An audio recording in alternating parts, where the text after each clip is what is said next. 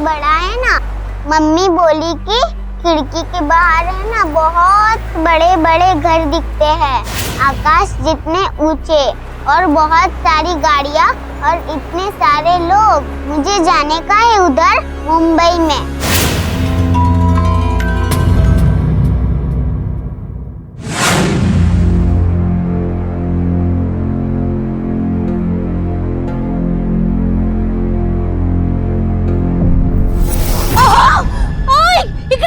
काय झाला? अरे लवकर या ना। काय आहे?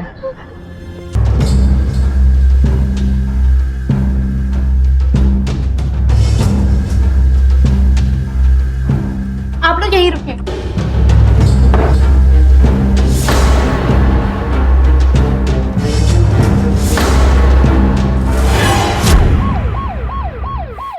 क्या नाम है तुम दोनों का? मी जयवंत साहेब आणि माझी बायको सावित्री। हम लोग रास्ते से कचरा प्लास्टिक वगैरह जमा करके बेचते हैं साहब। सुबह भी हम लोग कचरा चुन रहे थे तो हम लोग को कचरे के डिब्बे में बच्ची मिली साहब। तो तुम दोनों नहीं जानते कि बच्ची कौन है? नहीं साहब। साहिब वो कहाँ मिली वो बच्ची तुम्हें? आगे वो नेशनल स्कूल है ना, उधर ही एक कूड़ादान है, वहीं पे मिली साहिब।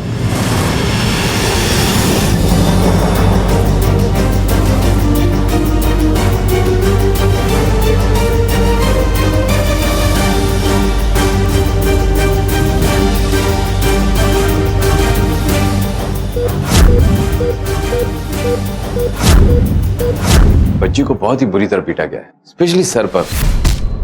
बॉडी पर जगह जगह जलने के निशान है, जैसे सिगरेट बीड़ी वगैरह से जलाया गया।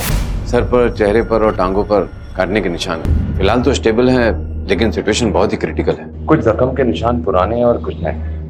जख्म देख के लगता है जैसे 4-5 महीने से टॉर्चर हो रहा है। इतना कुछ होने के बावजूद भी बच्ची जिंदा है। एनीवेज, मैं आपको अपडेट करता रहूंगा। Thank you doctor. सर वो लड़की, उसकी हार्ट बीट अचानक से बढ़ गई है। चलिए।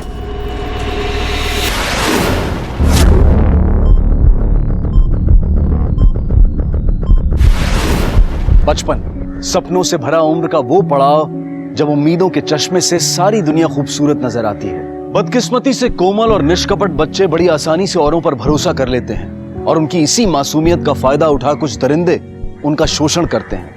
और कदम कदम पर जोखिम भरे इस वातावरण में माता पिता की जिम्मेदारी और बढ़ जाती है।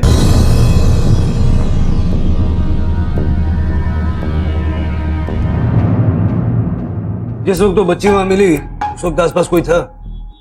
नहीं साहब, रास्ता पूरा खाली था। सुबह सुबह का टाइम था ना साहब, कोई पण नहीं था उधर। कहीं ऐसा तो नहीं कि तुम लोगों ने उस बच्ची के साथ कुछ किया और डर के मारे हॉस्पिटल ले गए? ऐसा मत बोलो साहब, देवा शपथ साहब, हम लोग ऐसा नहीं करे।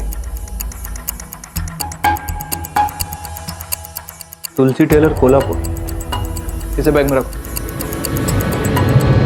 साहब, हम लोग को एक बेटी थी, बिल्कुल उसके जितनी, 5 साल की थी, मर गई डेंगू से। उसको देखा तो हमें हमारी बेटी की याद आई। अरे कोई बगला इकडे, ए जाऊ दे। ये तो हमारी, बस और कुछ नहीं साहब। हमको लगा कि साहब उसको बचाना चाहिए साहब, हमारे बच्चे उसमें दिखा हमको। बोल रहे हैं सर, हॉस्पिटल से बच्चे के कपड़े मिले और कपड़े पर किसी तुलसी टेलर, कोल्हापुर का टैग लगा हुआ है। सर हो सकता है कि बच्ची कोल्हापुर से ही आई हो। नहीं, कभी तो यही मानकर चलना होगा कि जिस किसी ने बच्ची को वहां छोड़ दिया था उसी ने उसका वो हाल किया हो। मुझे नहीं लगता कि जयवंत और सावित्री ने कुछ किया हो, लेकिन उन पर नजर बनाए रखो। आखिर एक बच्ची इस बुरी हालत में, और कोल्हापुर के उस टेलर शॉप का पता लगाओ, शायद वहीं से कोई लीड मिल सकती है।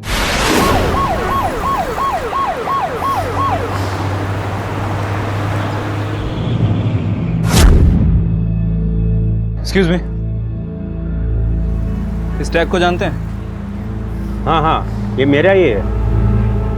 इस बच्ची को जानते हैं? इसी ने फ्रॉक पहना था। नहीं नहीं, मैं नहीं जानता। निकालो सारी रिसिप्ट और चेक करो।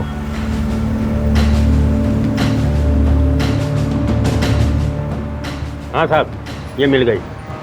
एक ये है और एक ये। ये कपड़ा तो वही है और दोनों में मेजरमेंट भी सेम है और दोनों ही 1 साल के अंदर सिले गए। मैं परी?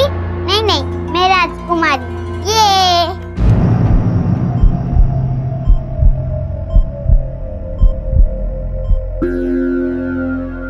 डॉक्टर साहब प्लीज। विचार करना। नर्स मैडम, सब कुछ ठीक तो है ना? 2 दिन हो गए, हम लोग को कोई कुछ बताता ही नहीं है। फक्त एक बार देखने दो ना हम लोग को। तुम दोनों सचमुच उसको नहीं जानते? नहीं ना हो, उसका परिवार का कुछ पता चला आपको? लड़की कौन है अभी तो यही पता नहीं चला। उसका नाम नहीं मालूम तो क्या कह के बुलाते हैं उसे? अभी तो बच्चे ही बुलाते हैं। तुम लेकर आए हो तो तुम ही रख दो कोई नाम।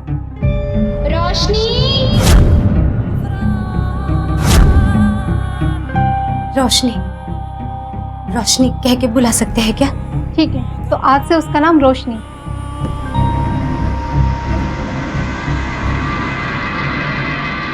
हो गया नामकरण।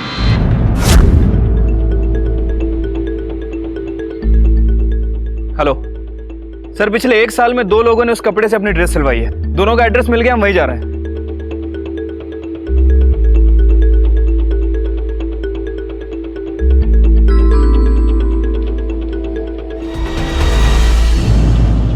लो यहाँ कोई नहीं रहता साहब, घर 3-4 महीनों से बंद है। इस बच्ची के बारे में जानती हैं? जो यहाँ रहते थे उसकी एक लड़की थी सना करके। ये वो हो सकती है पर पक्का पता नहीं। इसमें तो चेहरा ही जितना।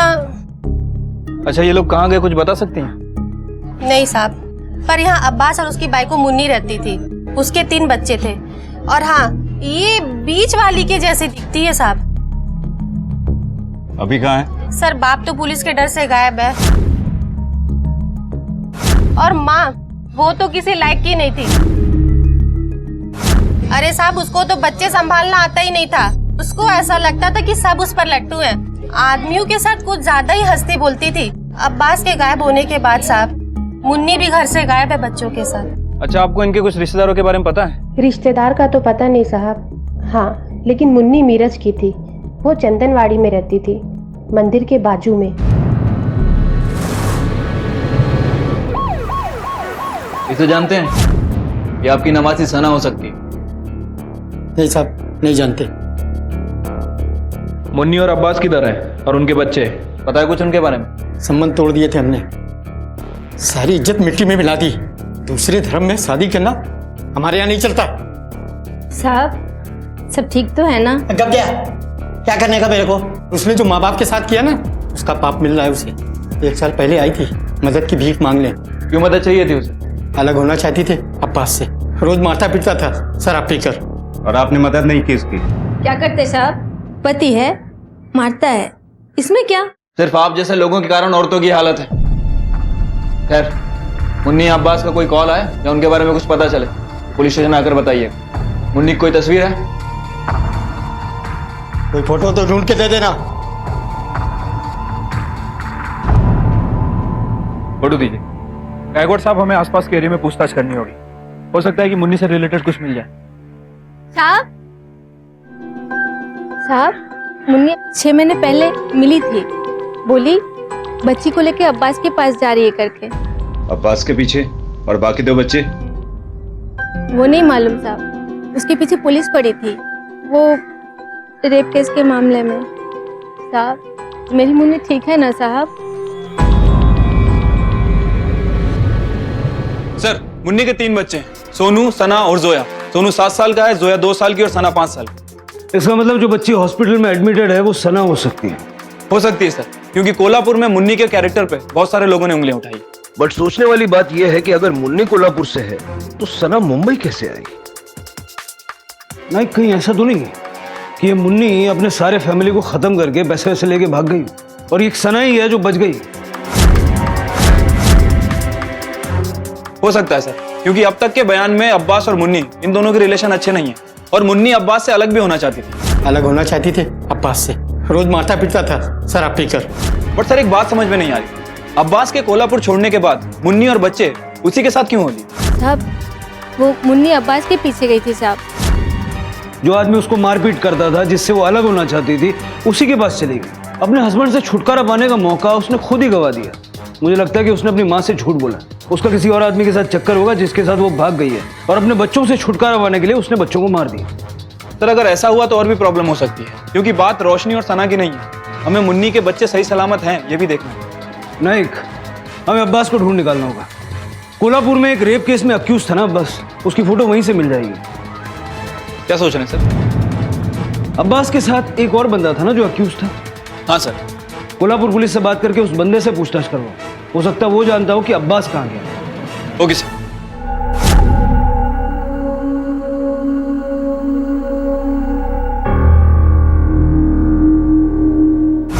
मेरे को क्या पता वो साला किधर है साहब। अगर पता होता तो पहले पकड़वाता ना उसको। वो तो साहब झूठा है अब्बास, वो मेरे को इधर फंसा के खुद निकल लिया। ठीक है, मत बता। मैं तो सिर्फ तुझे एक चांस दे रहा था। अगर अब्बास को पकड़ने में हमारी मदद करेगा तो कानून से थोड़ा राय मिलेगा तुझे। सजा भी थोड़ी कम हो सकती है, मतलब गारंटी तो नहीं है, लेकिन हो सकता है। आगे तेरी मर्जी। रख रहे इसको। साहब एक मिनट, पूरा पक्का तो नहीं, लेकिन अब्बास की मौसी का बेटा रहता मुंबई में करीब, वो बोलता था कि उसके पास जाएगा। करीम मुंबई, और कुछ? और सर ये भी बताया कि करीम लेदर मार्केट में काम करता है। Leather market, Dharavi.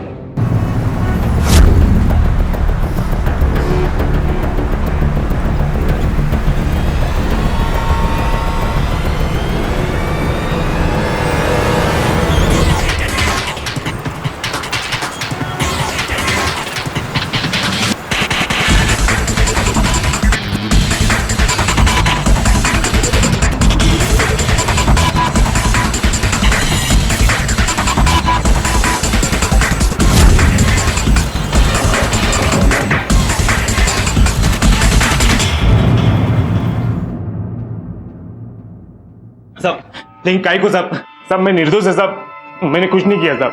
निर्दोष है तो भाग क्यों रहा था? सब क्योंकि मेरे को लगा वो रेप केस के चक्कर में आप लोग मेरे पीछे आए करके। सब वो सब सुन नहीं किया था सब मैं निर्दोष है सब। वो देख, वो तेरी बेटी सना ही है ना? सब देख गौर से। सब प्लीज मेरे को जाने दो सब। लाइफ में मैंने बहुत बुरा किया सब, लेकिन इतनी छोटी बच्ची की हालत सब मैंने नहीं किया सब। और सब वैसे भी लड़की का चेहरा कहाँ ठीक से दिख रहा है। ये मेरी बेटी सना मुझे नहीं लगती, मतलब मैं यकीन के साथ नहीं कह सकता हूँ सब। कांस्टेबल, ब्लड टेस्ट लो इसका। अब डीएनए रिपोर्ट ही बताएगी कि तेरी बेटी सना है या फिर नहीं। लॉकअप में डालो। प्लीज मेरे को जाने दो ना सब प्लीज ना सब।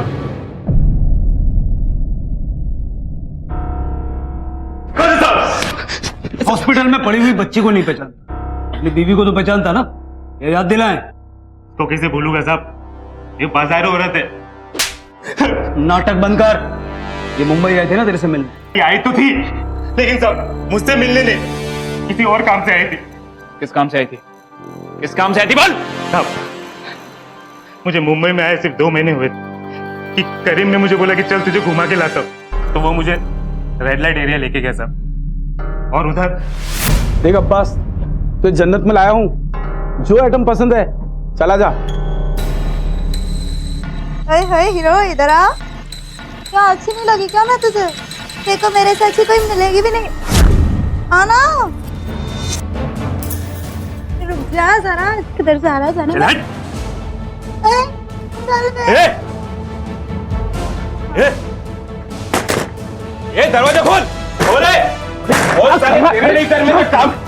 बीवी है मेरी। अरे क्या नाटक है? बीवी है मेरी भाई। नहीं चाहिए मेरे को। तू रेगुलर आता है ना, समझा इसको। चलना है यार, निकलो। तभी मैं सोचूं कि क्या पता 3 बच्चे भी मेरी है कि किसी और की पैदाइश है सब, मुझे कुछ फर्क नहीं पड़ता उसे कुछ भी हो। तेरे अलावा तेरी बीवी और बच्चे को कौन नुकसान पहुंचाएगा? झूठ बोलता है हमसे? नहीं साहब, कौन क्यों और काय को मारेगा वो लोग को? साहब मैं जब से मुंबई से यहाँ आया हूँ तब से मुझे नहीं पता साहब कि मुन्नी और तीनों बच्चे कहाँ हैं। सच में साहब मुझे कुछ भी नहीं पता। इस औरत को जानती है? ये लड़की मुन्नी है साहब। कहाँ इस वक्त है? आंटी लाई थी, फिर लेके चली गई। कहाँ भेज दिया इसे? वो सब मुझे नहीं पता, पर मैंने बात करते हुए सुना था किसी अविनाश के पास भेज रही है।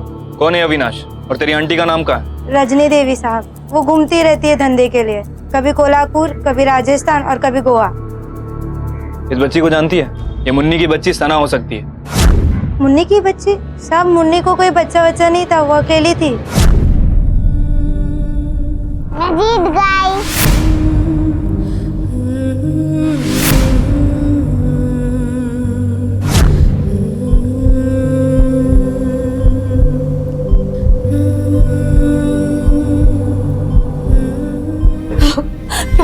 होगा तो नहीं ना?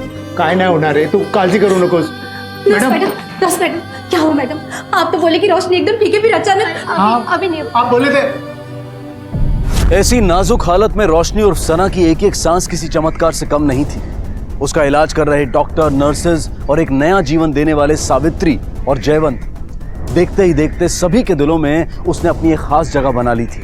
एक तरफ जहां इतने सारे अनजान लोग उसकी सलामती की दुआ कर रहे थे, वहीं अगर ये बच्ची वाकई में सना थी तो उसके अपनों ने ही उसे पहचानने से इनकार कर दिया था।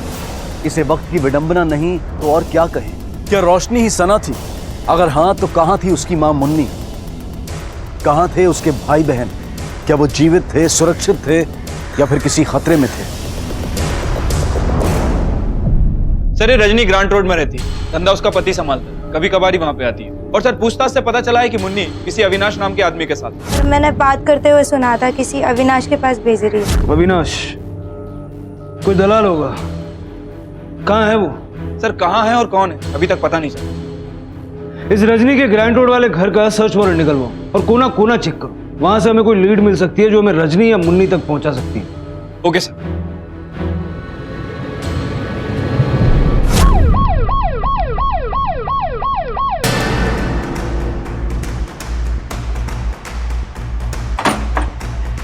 थोड़ा डाला, कोना कोना छान मारो, एक भी चीज छूटना नहीं चाहिए। इधर देखो।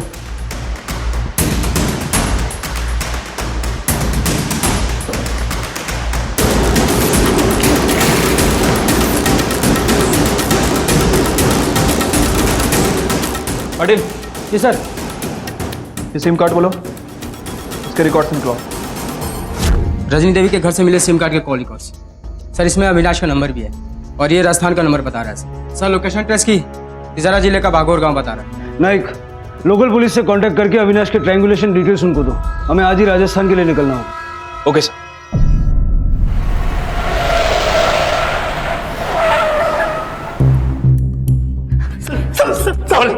बाल कहाँ है मुन्नी? तुम्हारे धंधे के लिए नहीं भेजा साहब, धंधे के लिए नहीं भेजा साहब, पैसे लिए साहब मैंने, लेकिन साहब शादी करवाने के लिए साहब मैंने। शादी? हाँ साहब शादी। साहब वो गांव में छोरे काम है साहब, और शादी के लिए लड़के ज्यादा, तो साहब बहुत बार दूसरे गांव से लड़कियां खरीदनी पड़ती साहब शादी के लिए। सच्ची साहब, झूठ नहीं बोल रहा साहब। किसे बेचा? क्या साहब? किसे बेचा मुन्नी को? भुवन सिंह साहब। साहब मेरा चचेरा भाई है साहब, 3 लाख रुपए लिए सब मुन्नी के लिए, सब वो बागोर में रहता साहब। नाइक, इस मामले की जांच पुलिस को मुंबई से कोल्हापुर और अब राजस्थान तक ले आई थी। पुलिस को एक अहम बढ़त हासिल हुई थी, अविनाश पकड़ा गया था। अब उसके जरिए वो जल्द ही मुन्नी तक पहुंचने वाले थे। पुलिस? क्या हुआ सर? भुवन सिंह जी, मैं ही भुवन सिंह हूँ। मुन्नी को बुलाओ। मुन्नी? मुन्नी नाम का यहाँ कोई नहीं रहा। अच्छा, तेरे घर जरा अंदर से देख लेते हैं, अगर मुन्नी अंदर हुई तो लंबे टाइम के लिए अंदर जाएगा। बुलाता हूँ सर।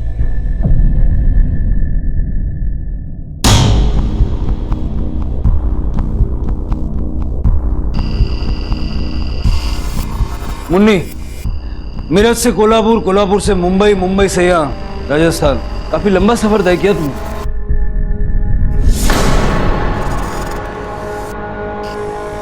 सना तुम्हारी बेटी है ना?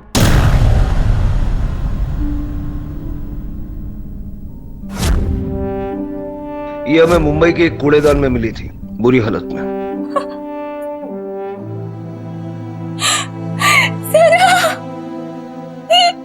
क्या हो गया? यही तो हम तुमसे पूछने आए। सोनू और जोया कहाँ हैं? या उन्हें भी मार दिया? मैं क्यों मारूंगी? मैं तो इतने महीनों से मैं खुद उनके बारे में सोच रही हूँ कि कहाँ होंगे, कैसे होंगे।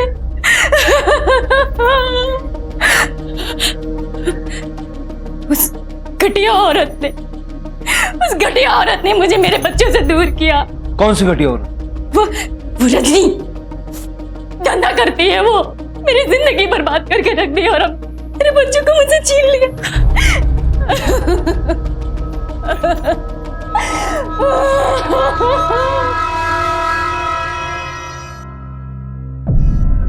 साहब, अब्बास मेरा पति, बहुत मारता था मेरे को। अब्बास पुलिस के डर से घर से भाग गया था साहब, तभी साहब पे सुमित से मिली। हाँ मैं आ जाऊंगा। थैंक यू सर, रखता हूँ। Thank you so much. बहुत ज़रूरी कॉल करनी थी, आपने फ़ोन ना दिया होता तो बहुत प्रॉब्लम हो जाती। Thank you. बहुत अच्छा था वो, प्यार से बात करता था, हम सबकी फिक्र करता था वो, मेरे बच्चों की, बिल्कुल जैसे उसी के बच्चे हो। फिर सुमित ने सांगली में मुझे अपनी बहन से मिलाया, रजनी से। वाह सुमित, बड़ी अच्छी किस्मत है तेरी जो इतनी सुंदर लड़की मिली। चलेगी ना मुंबई? लेकिन बच्चे?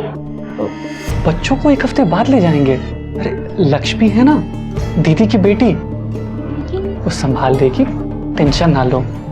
मुंबई जाकर भाड़े पे खोली ले लेंगे, उसके बाद बच्चों को बुला लेंगे और इसी बहाने हमें थोड़ा समय भी मिल जाएगा अकेले बिताने के लिए, हनीमून। मुझे लगा मुंबई जाके मेरे बच्चों का सब कुछ अच्छा हो जाएगा, लेकिन मुंबई पहुंचते सुमित को काम से बाहर जाना पड़ा और फिर आया ही नहीं वो। मैं बिना मेरे बच्चों के, बिना पैसों के अकेली थी रजनी के साथ। मुझे समझ में आ गया सब कि मैं फंस गई हूँ और फिर रजनी ने भी अपना असली रंग दिखाना शुरू कर दिया। पहले उसने प्यार से मनाने की कोशिश की, फिर धमकी दी और फिर जबरदस्ती करना शुरू कर दी। उसने सब मुझे बेच दिया, मैंने शादी करवा दी भुवन से झूठ बोलकर कि मैं कुंवारी हूँ। बंद कर ये रोना धोना, धंधा नहीं करना था तो मत कर, लेकिन बीवी बन के तो रह। तेरे बच्चों को भी भेज दूंगी तेरे पास कुछ दिनों, लेकिन एक बात याद रखना, तेरे पास से कोई शिकायत आई ना तो काट डालूंगी तेरे बच्चों को, समझी? सिर्फ मैं अपने बच्चों के लिए चुप रही, लेकिन जब 3 महीने हो गए और ना मेरे बच्चे आए और ना रजनी और ना विना, फिर मजबूर होके मैंने भुवन को सब कुछ बताया, ये सोचकर कि शायद वो मेरी मदद करेगा, लेकिन मैं गलत थी सर। उसने तो मुझे खोली में बंद करके रख दिया। मैं क्या करती? आपको क्या लगता है सर, मुन्नी सच बोल रही है? झूठ बोलने की कोई सब्सटेंशियल वजह अभी तो नहीं दिख रही उसके पास। नाइक, अगर मुन्नी राजस्थान में ही थी, सना के साथ उसने ये सब नहीं किया। उसने गलत फैसले लिए, लेकिन अपने बच्चों की भलाई की, बिना डरे उसने भुवन को सब कुछ बता दिया, सिर्फ अपने बच्चों को। मुझे नहीं लगता कि वो अपने बच्चों को नुकसान पहुंचा सकती है। सर सना का ये केस ह्यूमन ट्रैफिकिंग और प्रोस्टिट्यूशन का केस बनता जा रहा है। रजनी और सुमित को पकड़ना होगा नाइक। मुझे लगता है कि सना के साथ जो कुछ भी हुआ उसमें इनका हाथ है, और हो सकता है सर इस सुमित में बाकी के खोए हुए बच्चे भी मिल जाएं। अगर जिंदा हुए तो। एक बच्ची तो वैसे जिंदगी और मौत के बीच की लड़ाई लड़ रही है।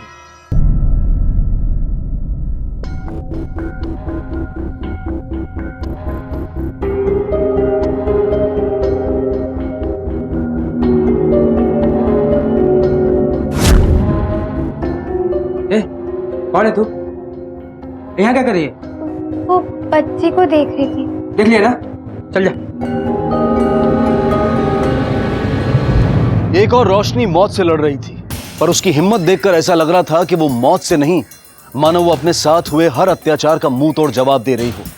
और दूसरी तरफ थी रोशनी पर नजर रख रही वो अपरिचित लड़की।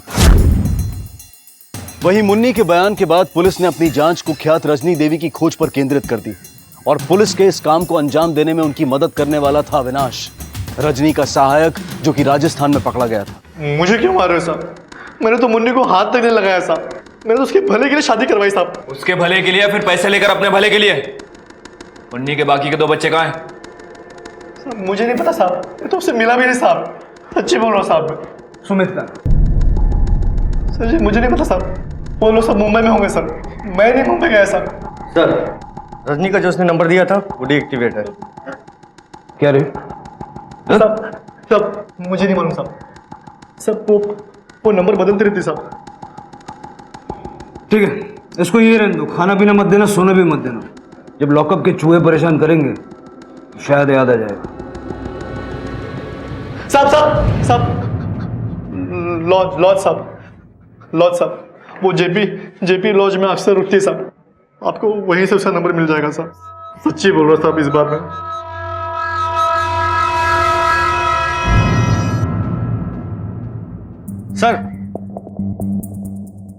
सर लॉज के रजिस्टर से एक नंबर मिला है, एक्टिव भी है और लोकेशन मुंबई बता रहा है।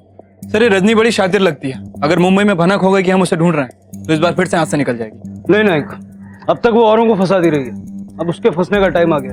अविनाश का मोबाइल लेकर आओ।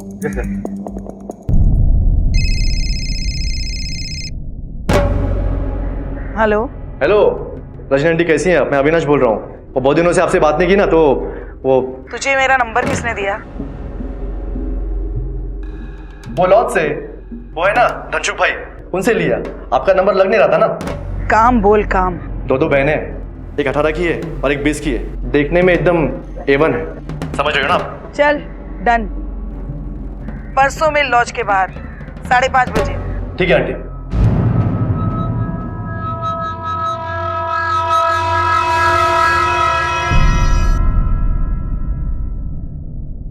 अरे अविनाश खड़ा क्या है? बैग पकड़ मेरा।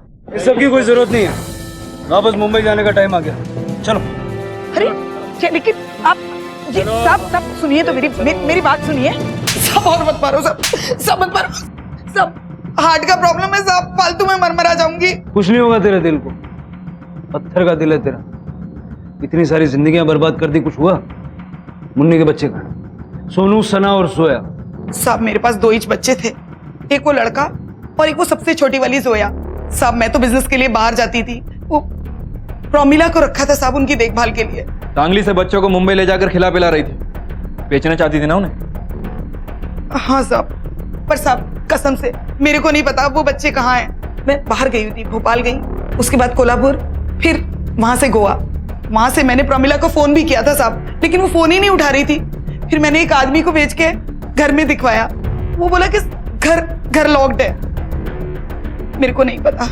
सोनू और जोया तेरे पास, सना का हाथ से निकल गई साहब, वो पार्टनर हरामी निकला, धोखा दे गया, लेके चला गया सना को साहब। सुमित की बात कर? हाँ साहब। कहाँ है वो? मेरे को नहीं पता, जब से उसने दगा दिया ना तब से मेरी बात ही नहीं हुई उससे। साला फोन नंबर भी बदल लिया उसने। बस साहब।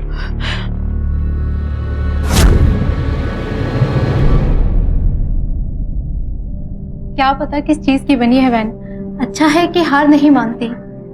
ए ताई देख, डॉक्टर आ रहे हैं, ठीक से बात कर। हाँ डॉक्टर साहब, कहिए क्या बात है? वो रोशनी जब ठीक हो जाएगी तो हम लोग उसे ले जा सकते हैं क्या? ऐसा नहीं डॉक्टर साहब, बराबर गोद लेके कानूनी कार्रवाई करके ऐसा। देखिए ये कस्टडी मैटर है और हॉस्पिटल इसमें कुछ भी नहीं कर सकता। और जहां तक मुझे पता चला है बच्ची के माँ बाप शायद जिंदा है। आपको ये मामला उन्हीं के साथ सुलझाना होगा।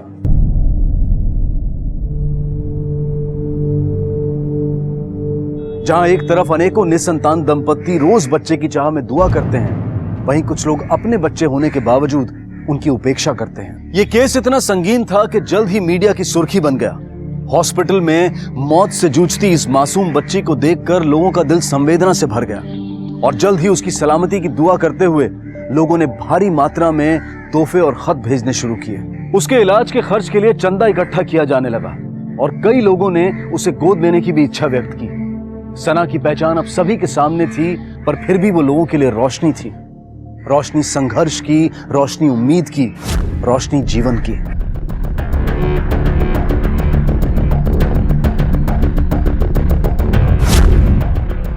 रोमिला दत्ता, जोया और सोनू कहाँ हैं?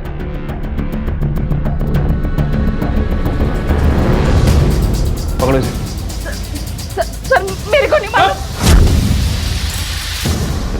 नहीं सर मैं बता दिया सर। मैं सर मैंने सोनू को बेच दिया। किसको बेचा और किधर बेचा? वो नदीम ने बोला कि वो सब कुछ कर देगा। हम कुछ नहीं जानते, हमको सिर्फ अपने पैसे से मतलब था और नहीं मालूम हमको। ये नदीम कौन है और कहाँ मिलेगा?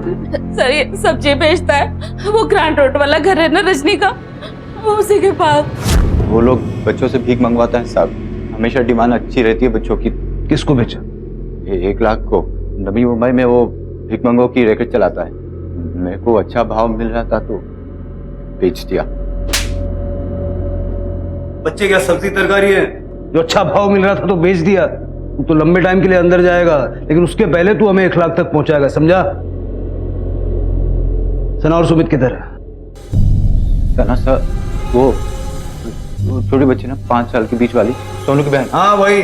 रजनी जब वो लोग के लेके आई तब देखा था मैंने उसको।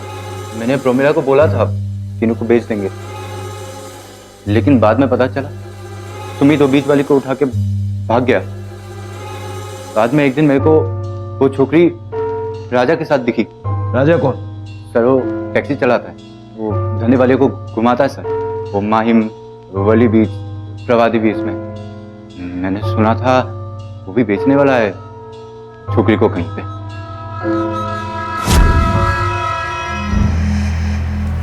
एक लाख, चल पुलिस स्टेशन, पकड़ो इसे।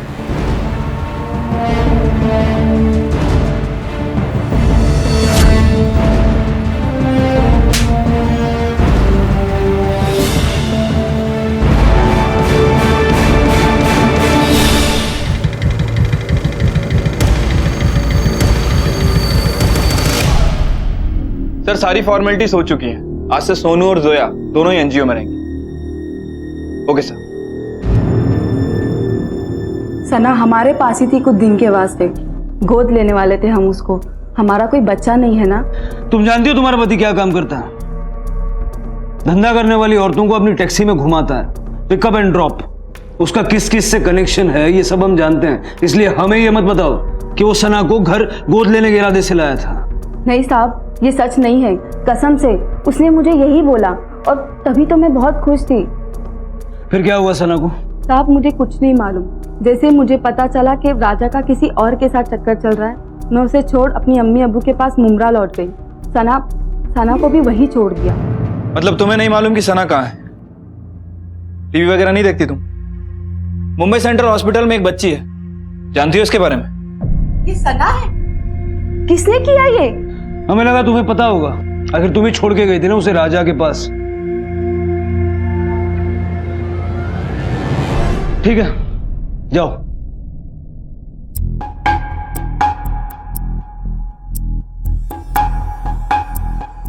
सर मुझे लगता है कि वाकई राजा पे भरोसा कर बैठी थी कि वो सना को गोद लेने के लिए लाया।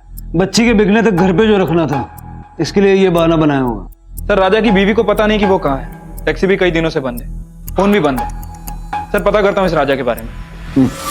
अपुने से ड्राइवर से दूर रहता साहब, जो धंधा करने वाली औरतों को अपनी गाड़ियों में घुमाते हैं। राजा को जानता है? पता है ना साहब, राजा भाई वडाला के रहमानी चाल में तो रहता है। रहमानी चौर? वो तो साइन में रहता है। क्या बात कर रहे हैं, मैंने खुद उनकी टैक्सी बना के छोड़ के आया है। एड्रेस बता सकता है कहाँ छोड़ा था? हाँ बता सकता है ना साहब। चल।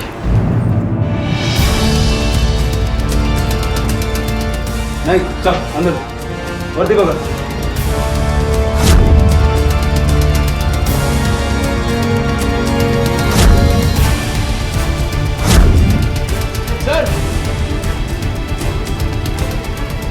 सर ये देखिए, ऐसा लग रहा है बाथरूम में किसी ने खून धोने की कोशिश की है।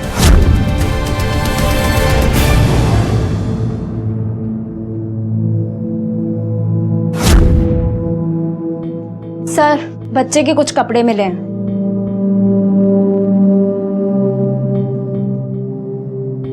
आप में से किसी को पता है कि राजा किधर है? साहब काफी टाइम हो गया उसे देखे हुए। किसी छोटी बच्ची को यहाँ देखा है? 5-6 साल की, सना नाम है उसका। 5-6 साल तो नहीं साहब, लेकिन 15-16 साल की एक लड़की आती जाती थी यहाँ, और साहब शायद वो इधर ही रहती थी। चेहरा देखा है उसका? ब्यौरा दे सकते हो? हाँ साहब देगा ना। नहीं, स्केच आर्टिस्ट को बोलो और ये कमरा सील करवा के फॉरेंसिक टीम को बोलो। Okay sir.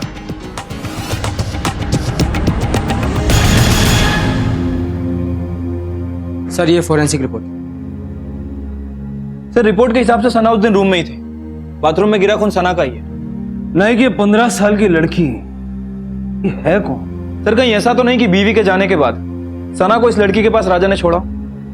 लेकिन वो सना को बेच के पैसे कमाना चाहता था, ऐसे ही सना को किसी लड़की के पास छोड़ देगा? हाँ, अगर वो इस लड़की पे बहुत ज्यादा भरोसा करता हो तब तो पॉसिबल है। सर फिलहाल हम इस लड़की के बारे में पूछताछ कर रहे हैं, उम्मीद है जल्दी कुछ इन्फॉर्मेशन मिल जाए।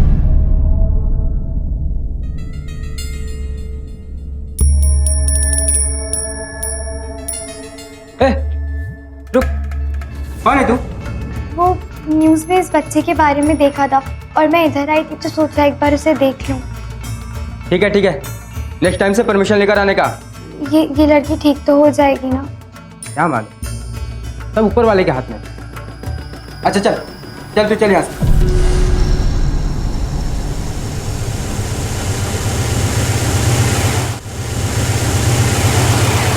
सर कांस्टेबल नायडू को रहमानी चौल में तैनात किया था, पर उस लड़की पर कोई अपडेट नहीं मिली। और सर राजा के घर के पास वाले एरिया से एक खबरी ने कांटेक्ट किया है। राजा वहां खड़ी अपनी टैक्सी को लेने आया था। धारावी में कोई गैरेज है, वहां पे रिपेयर करवाने ले गया। ज्यादा मत कर, हवा और ऑयल डाल दे बस। ये ब्रेक ऑयल भी चेक कर लीजिए जरा एक बार यार। जल्दी करना फटाफट यार, फालतू टाइम खोटी करता है। तू राजा है ना? अरे साहब क्या हुआ? साहब मैंने क्या किया साहब? साहब मैंने क्या किया साहब? अरे साहब, अरे मैंने क्या किया यार? सना को कभी हाथ नहीं लगाया साहब, बेटी की तरह प्यार किया उसको, गोद लेने वाला था। साहब प्लीज मत मारो साहब, माफ कर दो साहब, प्लीज माफ कर दो। क्यों झूठ बोल रहा है? हम जानते हैं तू बच्ची को बेचने वाला था। हाँ साहब बेचने वाला था उसको मैं, उसी से तो पैसे मिलने वाले थे मुझको। कुछ किया ही नहीं तो भाग क्यों रहा था? अरे साहब कर्जा था मेरे पे, ढूंढने पड़े थे मेरे पीछे। ऐसी सिचुएशन से बचने के लिए मैंने एक बड़ी मालदार पार्टी को पटाया। वो सना को खरीदने के लिए रेडी हो गया था, और जैसे ही मैं सना को अपनी कोली में लेने पहुंचा, वो ना तो सना थी तो नहीं गुड़िया। ये गुड़िया? हाँ साहब यही गुड़िया।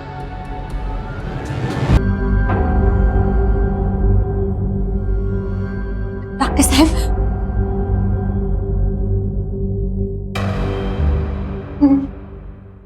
डॉक्टर साहब अभी तक तो ठीक थी वो। सावित्री, सावित्री, अरे संभाल अपने आप को, रोडू नको, रोडू नको।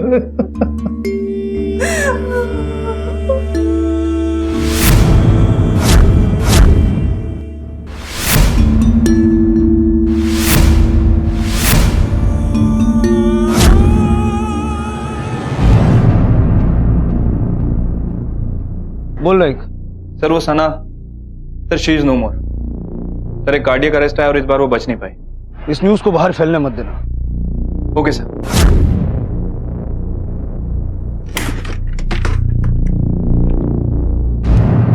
क्या हुआ सावंत? सर ये 15-16 साल की लड़की, एक हॉस्पिटल में भी सर एक 15-16 साल की लड़की आती है, बार बार सर आती है। मैंने खुद 2-3 बार उसे देखा है सर, यहाँ आने से पहले भी वो मुझे दिखी थी।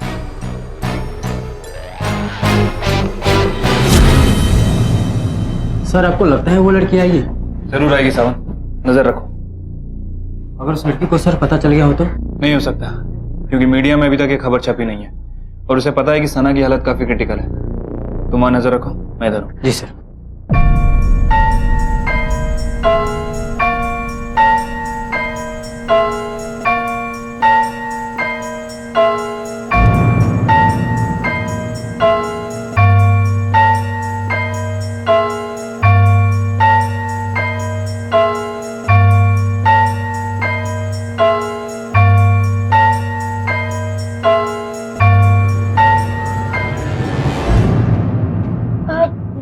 लड़की कैसी है? अच्छी है, बहुत अच्छी है। गुड़िया पकड़ो इसे। कोई फायदा नहीं, तनाव नहीं रही, ले चलो। बहुत टाइम बाद सब कुछ ठीक हो रहा था साहब।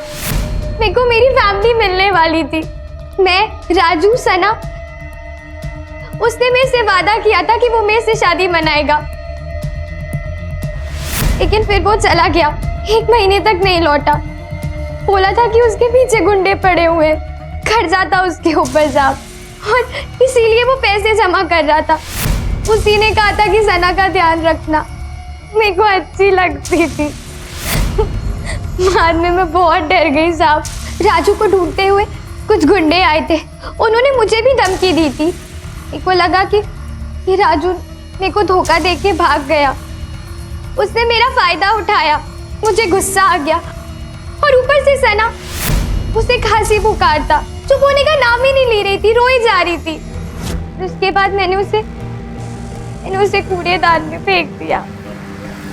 कसम से साहब, कसम से मैं उसे मारना नहीं चाहती थी, गलती से हो गया मुझसे। वो तो मैंने खबर छपी हुई देखी, इसीलिए मैं उसे हॉस्पिटल में मिलने आई थी। साहब मैं उसको मारना नहीं चाहती थी, अच्छी लगती थी मेरे को, वो बहुत अच्छी थी वो। इस मामले में जांच द्वारा आखिरकार पुलिस ने 10 लोगों को देह व्यापार, बाल शोषण तथा अन्य आरोपों में गिरफ्तार किया। मुन्नी और गुड़िया दोनों की ही बर्बादी का कारण बनी उनकी एक खुशहाल परिवार की चाह और हसरतों के इस उलझे खेल का शिकार बन बैठी मासूम सना उर्फ रोशनी। लालच, वासना और पैसे के इस जाल में कोई एक या दो लोग गुनहगार नहीं थे। इन सब के साथ गुनहगार था वो समाज जो गरीबी में जीते इस तबके से मुंह मोड़कर उनकी उपेक्षा करता है।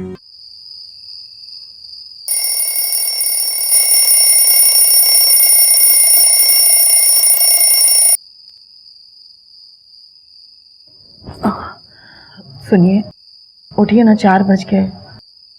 क्या मुसीबत है, ठीक से सोने भी नहीं हुई तो।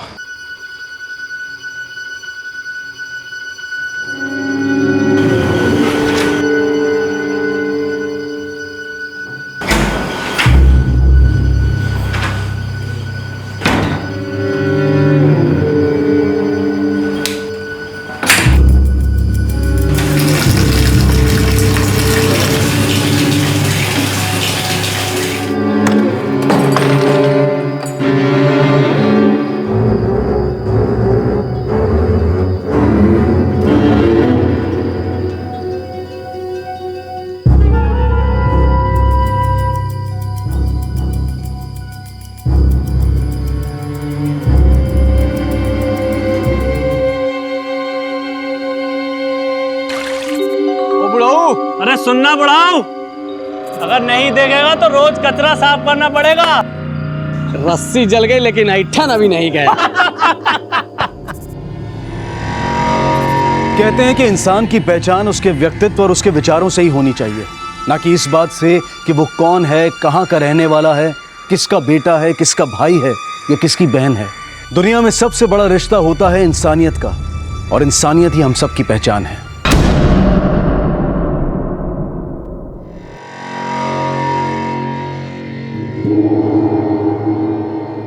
सुनिए, ये लीजिए टिफिन।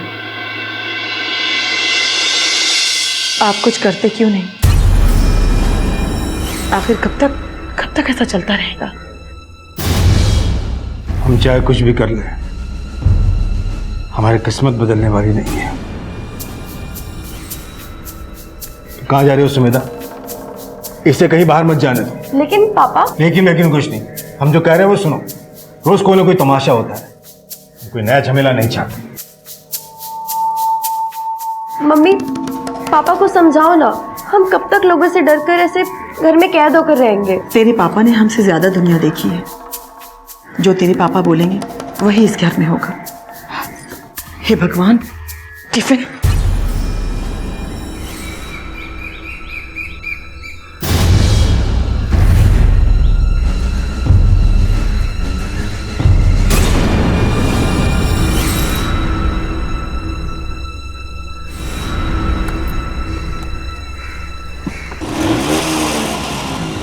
अरे सुनिए तो सही।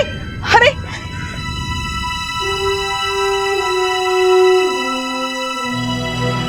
अच्छा मम्मी, हम चलते हैं। तुझे तेरे पापा ने मना किया ना कहीं जाने के लिए?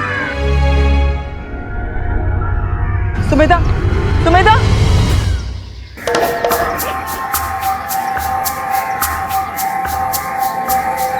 क्या हुआ माँ? पापा टिफिन ले जाना भूल गए क्या? हाँ बेटा। कोई बात नहीं, आप हमें दे दो, हम कोचिंग सेंटर जाते हुए पापा को दे देंगे।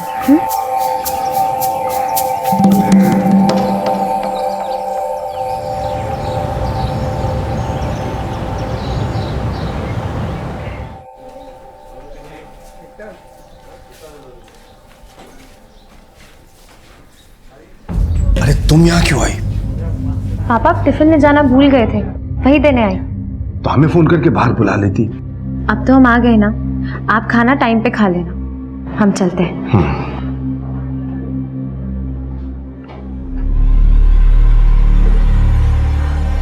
ब्रज किशोर जी, ये आपकी बड़ी बेटी थी ना? काफी बड़ी हो गई है। हमारा मतलब लड़की की शादी समय रहते कर देना चाहिए। देखिए मिश्रा जी, हमें अपनी बेटी की आपसे ज्यादा फिक्र है। आप अपना काम कीजिए, हमें अपना करने दीजिए। अरे आप तो बुरा मान गए। हम कह रहे थे कि हमारे मौसेरे भाई का लड़का भी शादी लायक हो गया है। आप कहें तो रिश्ते की बात चलाऊं? हमें मैनेजर साहब से काम है सारा।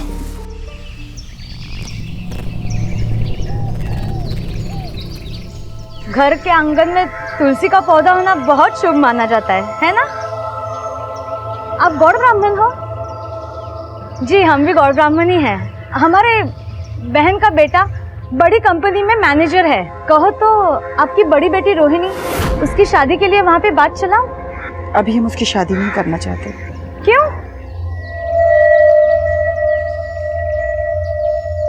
इस क्यों का जवाब तो इस पूरे मोहल्ले को नहीं मिला आज तक। तुम इस मोहल्ले में नहीं हो ना, इसलिए तुम्हें नहीं पता। कहीं इनकी लड़कियों में खोट वोट तो नहीं है? हाँ खोट ही होगा, तभी तो इनकी दोनों बेटियां बैठी हुई हैं अभी तक। हमारे समाज में शादी को बहुत अहम माना जाता है, और जब एक उम्र के बाद किसी लड़की की शादी नहीं होती तो संकुचित मानसिकता के लोग इसके अलग मतलब निकालने लगते हैं। ब्रिज किशोर का परिवार भी लोगों की ऐसी ही छींटाकशी झेल रहा था, क्योंकि परिवार की दोनों बेटियों रोहिणी और सुमेधा की अब तक शादी नहीं हुई थी। माता पिता दोनों बेटियों के लिए आए कई रिश्ते ठुकरा चुके थे। इसकी वजह तो फिलहाल साफ नहीं थी, लेकिन यह साफ था कि ब्रिज किशोर का परिवार रोजाना कई ज्यादतियां सह रहा था, पर इसके बावजूद वो गलत के खिलाफ आवाज उठाने से परहेज कर रहे थे। कहते हैं कि गलत करना तो बुरा होता ही है, लेकिन गलत सहकर खामोश रहना नई मुसीबतों को न्योता देने जैसा होता है।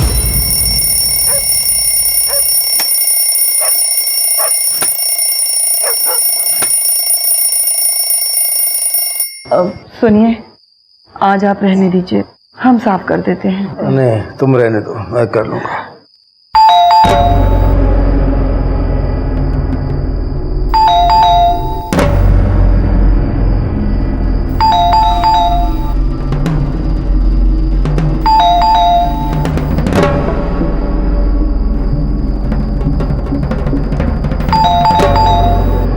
कौन है?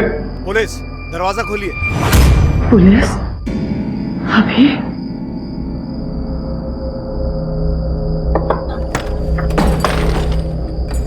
क्या बात है सर? ब्रिज किशोर जी हमारे साथ आइए।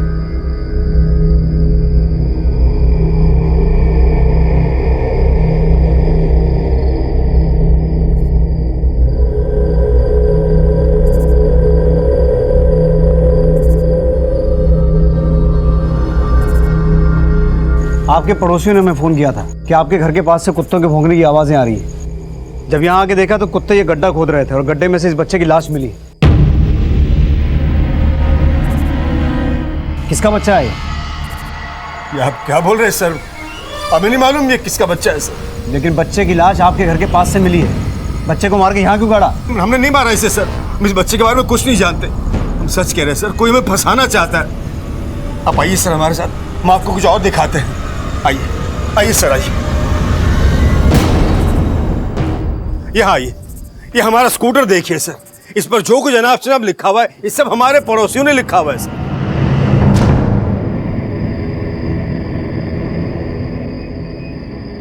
इसी तरह हमें सताते रहते हैं। और आपने कचरा देखा होगा ना, आइए सर यहाँ आइए, ये देखिए कितना कचरा है सर। ये देखिए सर, रोज कोई हमारे घर के बाहर ये कचरा फेंक कर जाता है। हम आपसे कह रहे हैं सर, कोई हमें फंसाना चाहता है। लेकिन आप किसकी बात कर रहे हैं? कोई नाम तो बताइए, कौन है जो आपको फंसाना चाहता है? सर एक हो तो बताएं, यहाँ तो सभी लोग हमसे चिढ़ते हैं। देखिए अगर आप लोग कुछ छुपा रहे हैं तो बता दीजिए, वरना आगे जाकर आप लोगों की मुश्किलें बहुत बढ़ जाएंगी। नहीं सर, हम आपसे कुछ नहीं छिपा रहे। ठीक है, तो जब तक इन्वेस्टिगेशन पूरा नहीं होता आप लोग शहर छोड़कर नहीं जाएंगे। बच्चे की बॉडी को पोस्टमार्टम के लिए भिजवा, और फॉरेंसिक टीम से कहना कि बच्चे की बॉडी पे जो मिट्टी है उसका सॉइल टेस्ट करवाएं। उससे ये चीज़ क्लियर हो जाएगी कि बच्चे की बॉडी को कहीं और से लाकर यहाँ गाड़ा गया या फिर यही मार के दफनाया गया। और सुबह होते ही इनके बाकी पड़ोसियों से पूछताछ करते हैं। देखते हैं पड़ोसी इस परिवार के बारे में क्या कहते हैं। सर हमसे क्या, पूरे मोहल्ले में किसी से नहीं बनती है इनकी। बड़े अकड़ू लोग हैं, सीधे मुंह बात ही नहीं करते किसी से। इनके घर के पास जिस बच्चे की लाश मिली वो बच्चा किसका हो सकता है? उस बच्चे के बारे में तो हमें नहीं पता, लेकिन उनकी जो लड़कियां हैं जिनकी वो शादी ही नहीं करते। क्यों?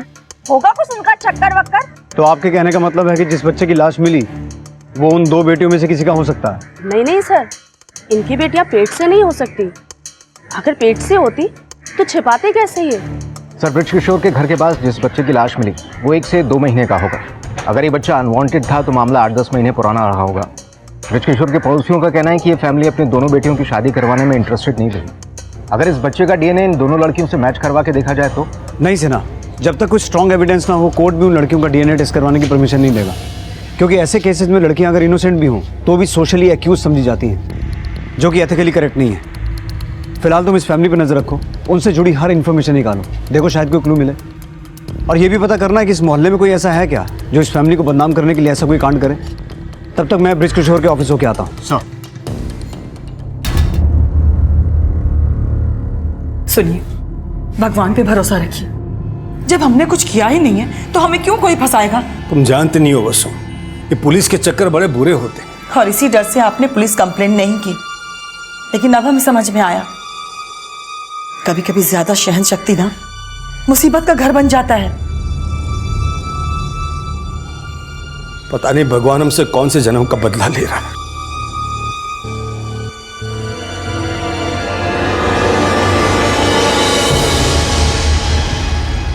ब्रिज किशोर जी इस ऑफिस के अंदर 3 बातों के लिए बहुत मशहूर हैं। एक तो ये कि वो कभी लेट नहीं आते, और दूसरे वो कभी रिश्वत भी नहीं लेते। लेकिन तीसरी बात उनकी निजी जिंदगी से जुड़ी हुई है सर। कैसी बात? सर, वो अपनी बेटियों की शादी ही नहीं करना चाहते। क्यों? सर, हर किसी को अलग अलग रीजन बताते हैं। किसी से कहते हैं कि भाई बेटियों को खूब पढ़ाना है, उन्हें काबिल बनाना है, तो किसी से कहते हैं कि भाई मेरी बेटियों के मुकाबले कोई लड़का पैदा हुआ है। भाई भला ये भी कोई बात हुई? लखनऊ के मुख्य सचिवालय में एक अधिकारी हैं अरुण तिवारी, मेरा दूर का भतीजा है, उसका रिश्ता लाया था, मना कर दिया। ये सब फोटो हमें मत दिखाइए शुक्ला जी, हमें इससे अपनी बेटी की शादी नहीं करवानी। तो फिर किससे करवाओगे? डेंटिस्ट से, साइंटिस्ट से, नेता से या अभिनेता से? अरे ब्रिज भाई, हम आपका मान करके लड़के दिखाते हैं और आप हैं कि एकदम से मना कर देते हैं। इतना ही बुरा लगता है तो आप रिश्ते लाते क्यों हैं? हम तो समझ ही नहीं पा रहे हैं कि बेटियों की शादी ना करने के पीछे ब्रिज किशोर जी की दुविधा क्या है। अभी कुछ दिन पहले मिश्रा जी एक रिश्ता लाए थे, ठुकरा दिया। सर, हमें तो लगता है उनकी बेटियों में ही कोई खोट है।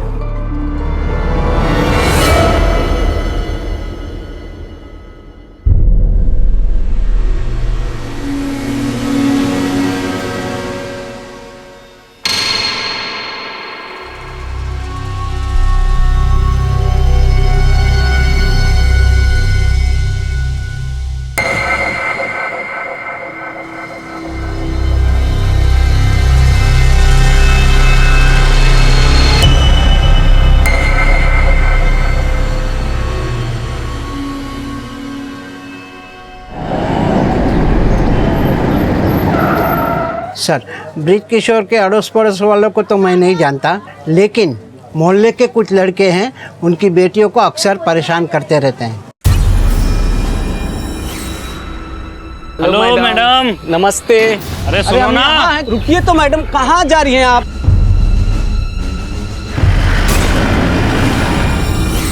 अरे मोहब्बत ना सही तो मुकदमा ही कर दे।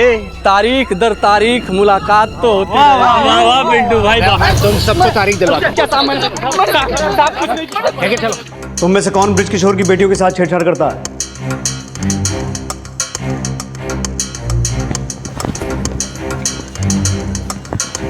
साहब, हमने कुछ नहीं किया साहब। सब ये जो भी किया है साहब, ये मोनू और पिंटू ने किया है। हम तो बस इनके साथ बैठ जाते थे साहब।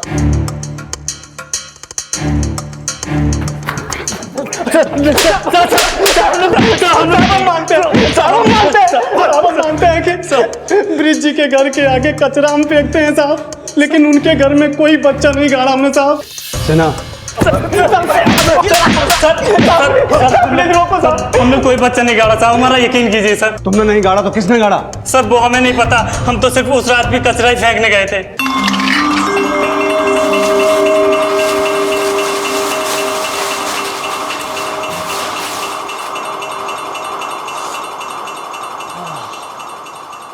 और कचरा क्यों फेंकते थे उनके घर के सामने?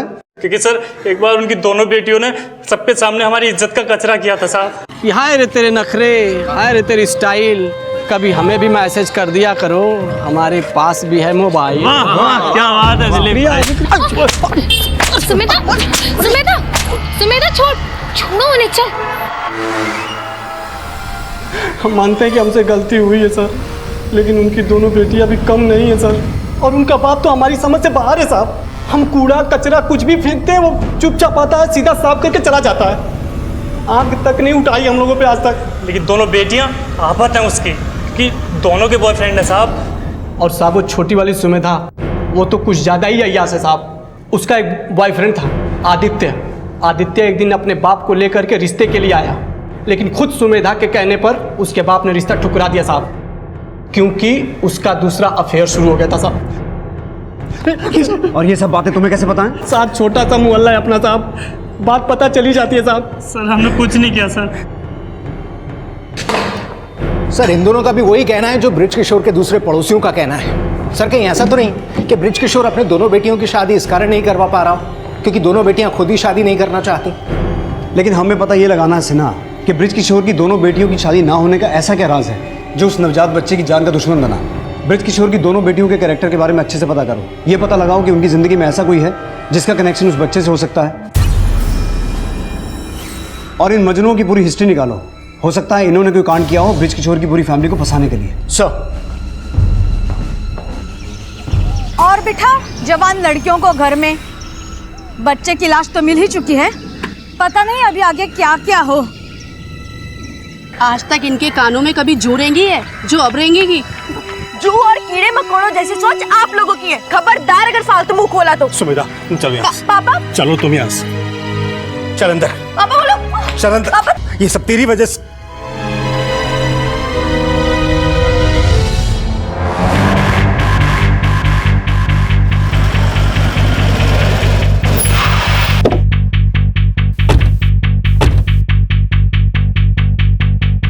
हमें पता चला कि तुम और ब्रिज किशोर जी की छोटी बेटी सुमेधा काफी अच्छे दोस्त थे। इनफैक्ट तुम लोग शादी करने वाले थे। हाँ सर, हम दोनों एक ही कॉलेज में पढ़ते थे।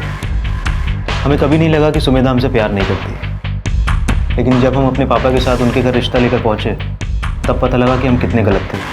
क्या आप लोग सुमेधा का रिश्ता लेकर आए हैं? इसमें गलती क्या है? आदित्य और सुमेधा एक दूसरे को पसंद करते हैं, क्यों ना दोनों की कुंडली मिला ली जाए। सुमेधा तुमने बताया नहीं हमें कि बात इस हद तक पहुंच गई? पापा हम नहीं जानते थे कि आदित्य हमसे शादी करना चाहता है। आदित्य हम तुमसे शादी नहीं कर सकते। लेकिन सुमेधा क्यों? तुम जानते हो हम एक दूसरे से प्यार करते हैं। फिर जब सुमेधा ने बोल दिया कि शादी नहीं करनी तो बात करने का कोई फायदा नहीं है। आप लोग जा सकते हैं। हमें उनके घर से एक नवजात बच्चे की लाश मिली। बच्चे की लाश? आप बता सकते हैं कि उस बच्चे की लाश का ब्रिज किशोर जी की फैमिली से क्या कनेक्शन हो सकता है? नहीं सर, इस बारे में हमें कोई आइडिया नहीं है। सर ब्रिज किशोर के घर पर जिस बच्चे की लाश मिली है उसकी पोस्टमार्टम रिपोर्ट मौत दम घुटने की वजह से हुई। हमें बॉडी से ऐसा कोई सॉइल सैंपल नहीं मिला है जिससे ये पता चले कि बच्चे की लाश को पहले कहीं और गाड़ा गया था और उसके बाद में ब्रिज किशोर के घर पर लाकर गाड़ा गया हो। मान लो सिन्हा कि इस बच्चे को ब्रिज किशोर के घर पे ही मार के गाड़ा गया हो, लेकिन इस बच्चे का ब्रिज किशोर और उसकी बेटियों से क्या कनेक्शन हो सकता है? कहीं ऐसा तो नहीं कि आदित्य और सुमेधा की शादी टूटने का राज कुछ और हो और आदित्य और उसके बाप ने हमें पूरी बात ना बताई हो?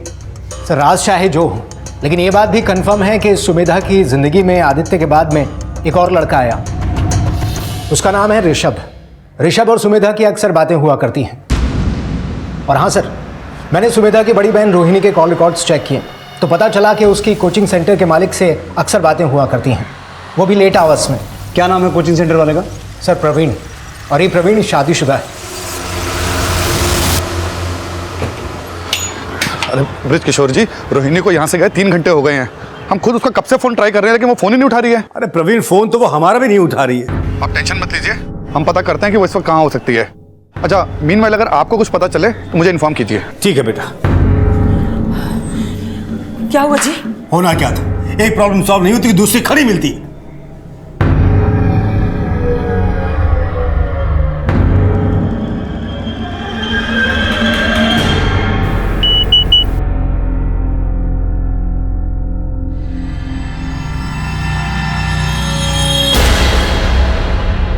ये रोहिणी फोन क्यों नहीं उठा रही? कम से कम बता तो दे कि जिंदा है या मर गई। शुभ शुभ बोलिए ना। हमारी जिंदगी में कभी कुछ शुभ हुआ है क्या? इससे अच्छा तो हम बेऔलाद रहते हैं।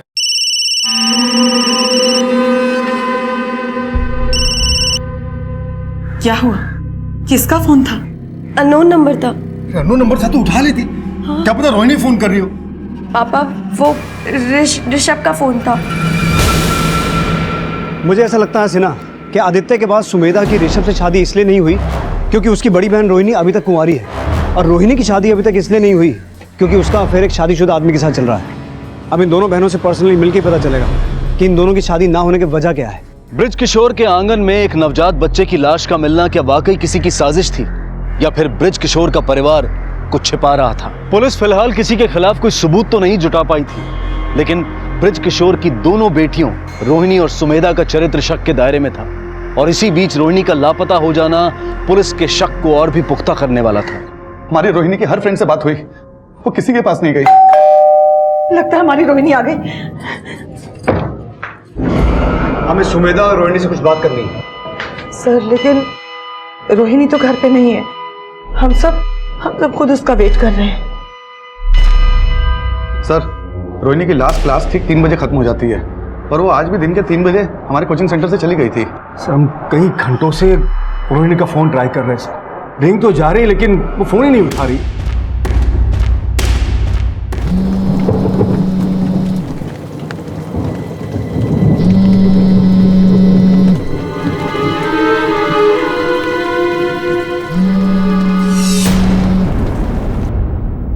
सर रोहिणी के नंबर पर रिंग तो जा रही है लेकिन कोई उठा नहीं रहा। ठीक है, हम पता लगाने की कोशिश करते हैं कि कहाँ जा सकती है। मीनवाइल अगर वो आ जाए तो हमें इन्फॉर्म कीजिए। Okay sir.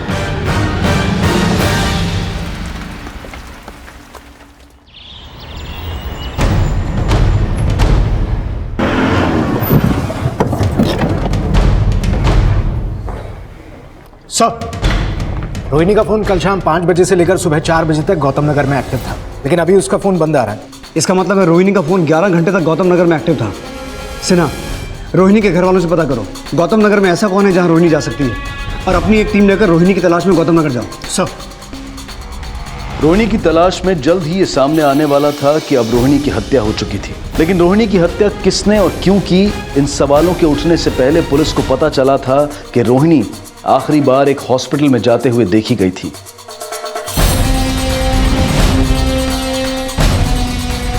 नहीं सर, रोहिणी नाम की किसी भी लड़की का अपॉइंटमेंट रजिस्टर में नाम नहीं है। लेकिन हमें पता चला है कि कल उसे यहाँ देखा गया था। विजिटर रजिस्टर में भी उसकी एंट्री है। सर हो सकता है वो किसी पेशेंट से मिलने आई हो।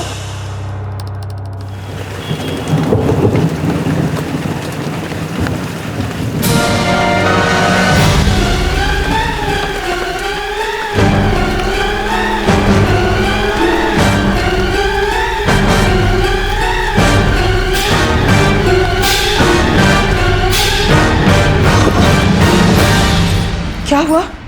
हाँ क्या हो गया पापा? क्या हो गया आपको? पापा क्या आप कुछ बोलते क्यों नहीं? क्या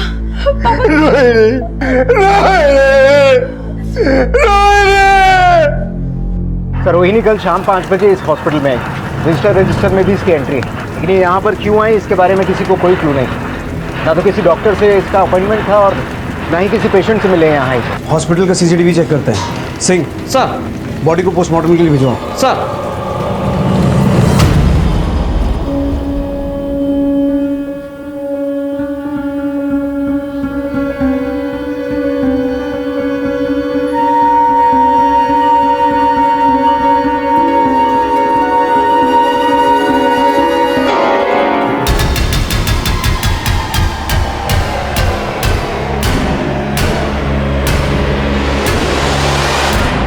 सर ऐसा लग रहा है रोहिणी यहाँ किसी के आने का वेट कर रही थी और इस लड़की से डरकर यहाँ से भागी। लेकिन ये लड़की है कौन? सर ये लड़की तो पागल है और कल ये बच्चा चोरी करने की कोशिश भी कर रही थी और इसी में इसका एक्सीडेंट हो गया और सर पे चोट आ गई, तो कुछ लोग इसे यहाँ हॉस्पिटल में लेके आए थे। कहीं ऐसा तो नहीं सर कि उसी पागल लड़की ने रोहिणी का मर्डर किया हो? ये सब तो तभी क्लियर होगा सिन्हा जब वो लड़की हमारे हाथ लगेगी। समझना ये भी होगा कि इस पागल लड़की का उस बच्चे से कोई कनेक्शन तो नहीं है जिसकी लाश हमें ब्रिज किशोर के घर से मिली थी। जो मानसिक रूप से अस्वस्थ लड़की रोहिणी का पीछा करते हुए हॉस्पिटल की सीसीटीवी फुटेज में दिखाई दी थी, उसके बारे में फिलहाल अब तक कोई स्ट्रॉन्ग लीड नहीं मिल पाई थी। लेकिन यह साफ था कि इस लड़की का उस नवजात बच्चे के साथ कोई ना कोई कनेक्शन जरूर था, जिसकी लाश ब्रिज किशोर के आंगन में पड़ी हुई मिली थी। और इसी का पता लगाने के लिए पुलिस एक बार फिर से रोहिणी के परिवार वालों से मिली। नहीं सर, हम इस लड़की को नहीं जानते।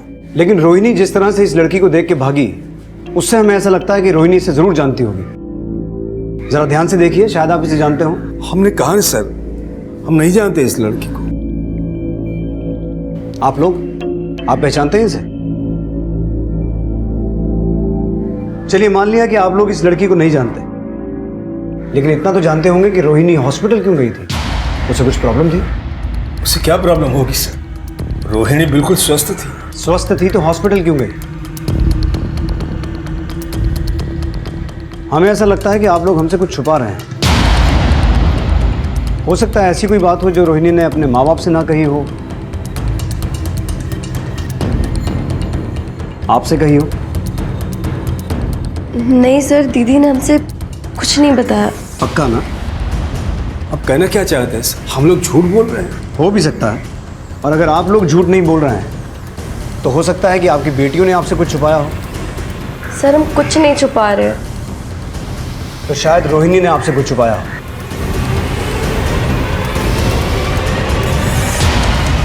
खैर, जो कुछ भी छुपाया सामने तो आ ही जाएगा।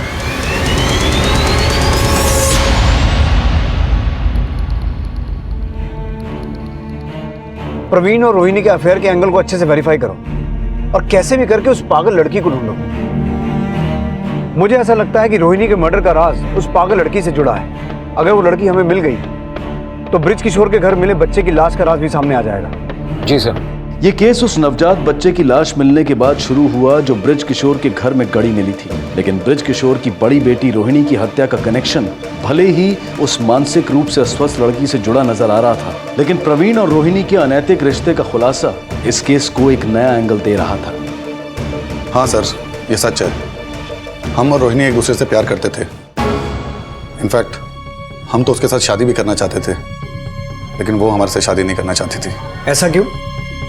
वो नहीं पता सर, लेकिन रोहिणी ने मना किया तो हमारे पेरेंट्स ने हमारी मर्जी के खिलाफ हमारी शादी प्रियंका से कर दी। सर, हम रोहिणी से बहुत प्यार करते हैं और शादी के 6 महीने बाद हम फिर से रोहिणी के करीब आ गए। और शायद तब तुम्हें रियलाइज हुआ कि शादीशुदा रहते हुए तुम रोहिणी के साथ अपना रिलेशन कंटिन्यू नहीं कर पाओगे। तुमने शायद रोहिणी को अवॉइड करने की कोशिश की और रोहिणी ने किसी पुरानी बात को लेकर तुम्हें ब्लैकमेल किया होगा और इसीलिए तुमने रोहिणी का मर्डर किया। सर, हम तो रोहिणी से बहुत प्यार करते थे, भला हम उसका मर्डर क्यों करेंगे? अगर रोहिणी से प्यार करते हो तो तुम्हारी बीवी प्रियंका? हम एक दूसरे को तलाक देने वाले हैं और वो तो वैसे भी अपने मायके में रहती है। सर, इस लड़की को पहचानते हो? नहीं सर, हमने इसे कभी नहीं देखा। सर, मैंने प्रवीण के कॉल रिकॉर्ड्स चेक किए, लेकिन जिस वक्त रोहिणी हॉस्पिटल में देखी गई थी तब प्रवीण के फ़ोन की लोकेशन वहाँ की नहीं थी। सर, कहीं ऐसा तो नहीं कि रोहिणी का मर्डर उसी पागल लड़की ने किया हो जिससे वो डरकर भागी थी? उस पागल लड़की का गायब होना इस तरफ इशारा तो करता है, लेकिन कुछ भी हो सकता है अर्चना। हमें इस केस को हर एंगल से इन्वेस्टिगेट करना होगा। हो सकता है प्रवीण ने रोहिणी को मरवाने के लिए किसी कॉन्ट्रैक्ट किलर को हायर किया हो और उस कॉन्ट्रैक्ट किलर ने आगे उस पागल लड़की की मदद ली हो। प्रवीण के कॉल रिकॉर्ड्स अच्छे से चेक करो, हो सकता है उसमें कोई सस्पिशियस नंबर मिले। और प्रवीण के बैंक ट्रांजैक्शन भी चेक करो, हो सकता है उस कॉन्ट्रैक्ट किलर को पे करने के लिए उसने कोई मोटी रकम अपने बैंक से निकाली हो। और सिन्हा, रोहिणी के मर्डर में प्रवीण की बीवी के कनेक्शन की पॉसिबिलिटीज भी खंगालो। सर, उस मानसिक रूप से अस्वस्थ लड़की को रोहिणी की हत्या का सस्पेक्ट मानकर ढूंढा तो जा रहा था, लेकिन इस शक की भी पुष्टि की जा रही थी कि कहीं रोहिणी की हत्या में प्रवीण की बीवी की तो कोई भूमिका नहीं। वहीं प्रवीण को भी रोहिणी की हत्या का सस्पेक्ट माना जा रहा था और एक खुलासा इस शक को और भी गाढ़ा कर रहा था। सर, प्रवीण की बीबी प्रियंका का रोहिणी के मर्डर से कोई कनेक्शन तो सामने नहीं आया। इनफैक्ट जब रोहिणी का मर्डर हुआ प्रियंका इस शहर में ही मौजूद नहीं थी। लेकिन प्रवीण की बैंक स्टेटमेंट मैंने चेक की, 10 दिन पहले ही उसने अपने अकाउंट से 5 लाख रुपए विड्रॉ किए थे। सर हमने अपने अकाउंट से 5 लाख रुपए विड्रॉ किए, इसका ये मतलब तो नहीं है कि हमने कोई क्राइम किया हो। हम तो सिर्फ ये जानना चाहते हैं कि तुमने अपने अकाउंट से 5 लाख रुपए क्यों विड्रॉ किए, और अगर तुम नहीं बताना चाहते तो हम अपने तरीके से पूछेंगे कि तुमने 5 लाख क्यों निकाले और कहाँ खर्च किए। सर वो पैसे हमने रोहिणी को दिए थे। रोहिणी को? रोहिणी ने हमसे 5 लाख रुपए उधार मांगे और हमने दे दिया सर। क्यों उधार मांगे? उसने कोई रीज़न नहीं बताया। और तुमने रीज़न पूछा भी नहीं? कहीं ऐसा तो नहीं प्रवीण कि तुमने वो 5 लाख किसी सुपारी किलर को दिए रोहिणी को मरवाने के लिए? आपको बार बार ऐसा क्यों लग रहा है कि रोहिणी को हमने मार दिया? क्योंकि हमें अभी तक ये भरोसा नहीं हो रहा कि तुम सच बोल रहे हो। तुमने 5 लाख रोहिणी को दिए, इसका कोई प्रूफ है तुम्हारे पास? नहीं सर, इस बात का हमारे पास कोई प्रूफ नहीं है, लेकिन हम सच बोल रहे हैं सर। हेलो सर, वो पागल लड़की गणेश नगर में देखी गई थी। एक फ्रूट वाले के फ्रूट चुरा के भाग रही थी वो। उस एरिया में सर्च करो, वो कहीं आसपास ही होगी।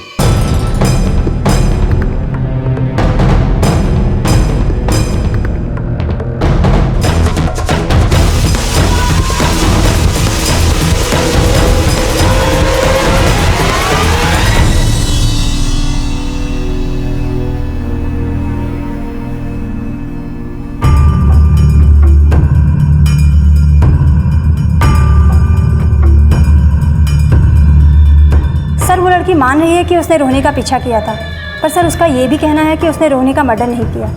मुझे ऐसा लगता है सर कि उसने किसी को रोहिणी का मर्डर करते हुए देखा है। ये भी तो हो सकता है कि झूठ बोल रही हो सकता है रोहिणी का मर्डर इसी ने किया और यहाँ डर के ये जता रही है कि रोहिणी को किसी और ने मारा। अच्छा, उसने आपको ये बताया कि उसने रोहिणी का पीछा किया क्यों था? सर अभी ये साफ साफ बता पाना मुश्किल है, लेकिन वो ये कह रही है कि उसका एक बच्चा था जिसे रोहिणी चुरा कर भाग रही थी। बस ये बताते हुए रोने लगी।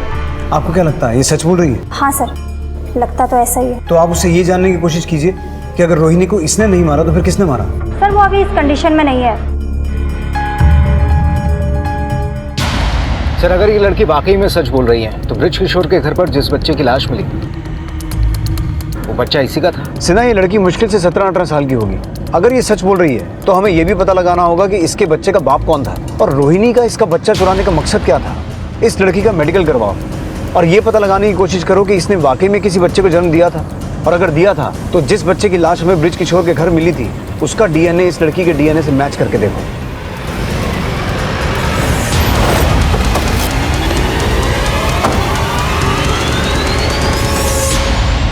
वो लड़की जरूर झूठ बोल रही है सर। आप ही सोचिए ना, रोहिणी उसका बच्चा क्यों चुराएगी? वो लड़की सच बोल रही है या झूठ, ये तो पता चल ही जाएगा। आप ये बताइए कि प्रवीण ने रोहिणी को 5 लाख रुपए उधार दिए थे? 5 लाख रुपए? नहीं सर, हम इस बारे में कुछ नहीं जानते। प्रवीण ने हमसे ये कहा कि वो अपनी बीवी प्रियंका से तलाक लेकर रोहिणी से शादी करना चाहता था, और हमें ये भी पता चला है कि वो अपनी शादी से पहले भी रोहिणी से शादी करना चाहता था, लेकिन रोहिणी ने शादी से मना कर दिया। अगर तब मना कर दिया तो अब वो वाकई उससे शादी करना चाहती थी या प्रवीण झूठ बोल रहा है? सर हम वाकई नहीं जानते इसके बारे में। आपको कम से कम ये तो पता होगा कि आपकी बेटी रोहिणी ने शादी करने से क्यों मना किया था।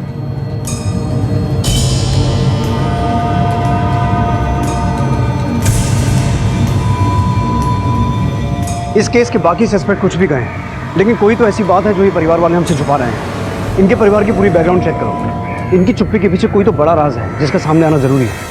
ब्रिज किशोर के जिस घर से उस नवजात बच्चे की लाश मिली थी, वो घर ब्रिज किशोर ने 7 साल पहले खरीदा था, जिसके बाद ब्रिज किशोर और उनका परिवार वहीं रह रहे थे। लेकिन ब्रिज किशोर और उनके परिवार से जुड़े कुछ ऐसे राज थे जिनका खुलासा तब हुआ जब पुलिस उस घर में पहुंची जहां ब्रिज किशोर इस घर से पहले रहा करते थे।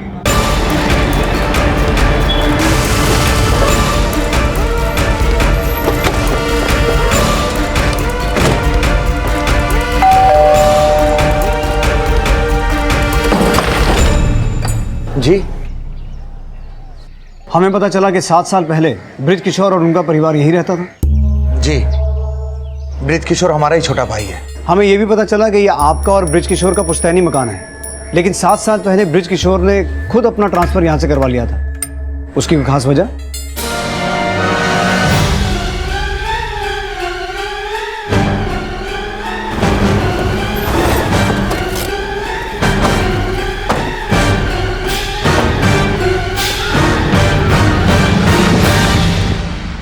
आप सही बोल रहे हैं सर।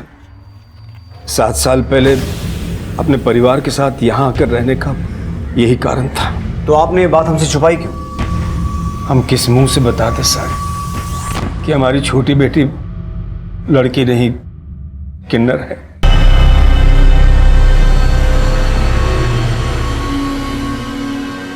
और यही वजह थी कि हमने आदित्य को सुमेधा से शादी करने से मना कर दिया। लेकिन रोहिणी, वो तो किन्नर नहीं थी, फिर उसकी शादी क्यों नहीं करवाई आपने? रोहिणी सुमेधा से बहुत प्यार करती थी सर।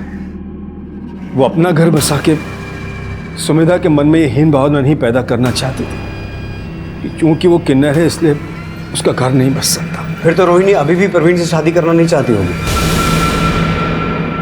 इसका मतलब है प्रवीण ने हमसे झूठ बोला कि उसने रोहिणी को 5 लाख रुपए उधार दिए थे। नहीं सर, प्रवीण जी ने झूठ नहीं बोला। उन्होंने दीदी को पैसे दिए थे और दीदी ने उनसे वो पैसे हमारे इलाज के लिए लिए थे। कैसा इलाज? हमें पता चला कि एक ऑपरेशन के बाद हम एक लड़की बन सकते हैं, तो दीदी हमारे इलाज के लिए पैसे इकट्ठा कर रही थी। वो उस दिन हॉस्पिटल भी इसीलिए गई थी ताकि वो हमारे इलाज के बारे में पता कर सके। सर, ब्रिज किशोर के घर पर जिस बच्चे की लाश मिली थी उस बच्चे का डीएनए उस पागल औरत से मैच करता है। अगर डीएनए इससे मैच करता है तो उसका ये बयान भी सही होगा कि उसके बच्चे को रोहिणी ने चुराया था। लेकिन सर, एक बात समझ नहीं आई कि रोहिणी ने अगर उसका बच्चा चुराया तो किस मकसद से? मुझे लगता है इसका मकसद सुमेधा से जुड़ा है और वो हमसे झूठ बोल रही है।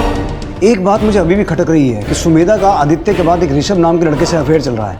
कहीं इस ऋषभ का बच्चे की चोरी और सुमेधा के इलाज से कोई कनेक्शन तो नहीं है? इस ऋषभ के बारे में पूरी इन्फॉर्मेशन निकालो और उस प्रवीण को बुलाओ। मुझे अभी भी लगता है कि वो कुछ जानता है और हमसे छुपा रहा है। सर, हमें सिर्फ इतना पता था कि सुमेधा एक किन्नर है। सर, हमने ये बात पहले इसलिए नहीं बताई क्योंकि हमने रोहिणी को प्रॉमिस किया था। सुमेधा किन्नर है ये बात सुमेधा के बॉयफ्रेंड ऋषभ को तो पता होगी। उसे सब कुछ पता था सर, उसी ने सुमेधा को इलाज के बारे में भी बताया था क्योंकि वो उससे शादी करना चाहता था सर। और रोहिणी ने बच्चा क्यों चुराया? इस बारे में हमको कुछ नहीं पता। सर, मैंने सुमेधा के बॉयफ्रेंड ऋषभ से जुड़ी हर इन्फॉर्मेशन निकाली। जिस दिन हमें उस बच्चे की लाश मिली उसी सुबह वो और सुमेधा गोरखपुर जाने वाले थे। ऋषभ ने अपने क्रेडिट कार्ड से 2 एयर टिकट भी बुक करवाई थी जिसमें उनके साथ एक इन्फेंट भी था जिसका जिक्र इस टिकट में है। लेकिन हैरानी की बात है कि किसी ने भी इस टिकट पे ट्रैवल नहीं किया। सुमेधा और ऋषभ दोनों को उठा के लाओ। सर, बोल, तेरे और सुमेधा के साथ में वही इन्फेंट गोरखपुर जाने वाला था ना जिसकी लाश सुमेधा के घर के पास मिली? बोलो। हाँ सर, ये सच है। वही बच्चा हमारे साथ गोरखपुर जाने वाला था। तो रोहिणी ने वो बच्चा तुम्हारे लिए चोरी किया था? सर, रोहिणी दीदी ने वो बच्चा चोरी नहीं किया था बल्कि करवाया था। बता दो सर। साहब, मैंने रोहिणी को मना किया कि ये काम ठीक नहीं है, लेकिन उसने कहा कि एक बच्चा सुमेधा की जिंदगी बचा सकता है। तो साहब मैं मान गया। फिर मैंने अपने कोचिंग सेंटर में काम करने वाले लड़के को भेजकर बच्चा उठवाया सर।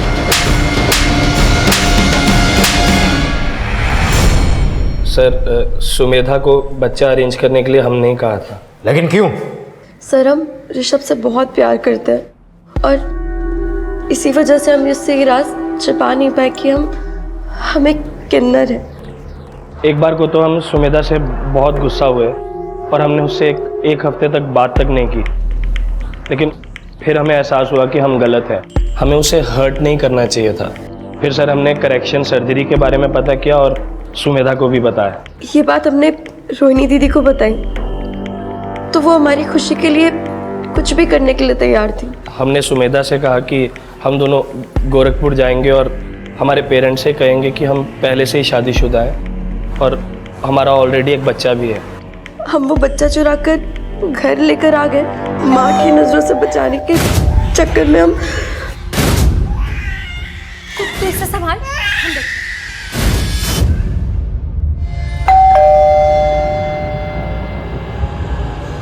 अरे आज तो जल्दी आ गई। हाँ सर, हमारी गलती की वजह से वो बच्चा मर गया। और तुम्हें ये लगा कि वो पागल औरत रोहिणी को कहीं ना कहीं तो ढूंढ ही लेगी और रोहिणी के चक्कर में तुम भी फंस जाओगे, इसलिए तुमने रोहिणी को भी मार दिया। नहीं नहीं सर। सर हमारा रोहिणी दी के मर्डर से कोई लेना देना नहीं है सर, हम सच बोल रहे हैं सर। मैं ये मानता हूं कि मैंने रोहिणी के लिए बच्चा किडनैप करवाया, लेकिन मैंने रोहिणी को नहीं मारा सर। सुमेधा, ऋषभ और प्रवीण के बयान से यह साफ हो चुका था कि उस नवजात बच्चे की हत्या एक ऐसे अपराध का अंजाम था जिसमें रोहिणी की भी भागीदारी थी। लेकिन रोहिणी की हत्या किसने और किस इरादे से की, यह अब भी साफ नहीं हो पाया था। सर इनमें से कोई नहीं, वो कोई और ही होगा। रोहिणी की हत्या की गुत्थी सुलझाने के लिए पुलिस ने रोहिणी से जुड़े हर शख्स को फिर से खंगालना शुरू किया और फोन लोकेशन के आधार पर यह जानने का प्रयास किया कि रोहिणी की हत्या के वक्त क्राइम सीन पर कौन कौन मौजूद था। और जल्द ही एक ऐसे सस्पेक्ट का नाम सामने आया जिसने पुलिस इन्वेस्टिगेशन को एकदम सही दिशा दे दी।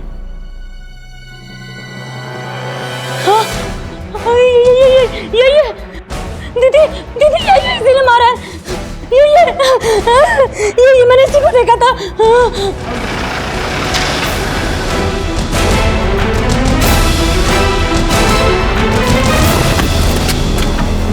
बोल।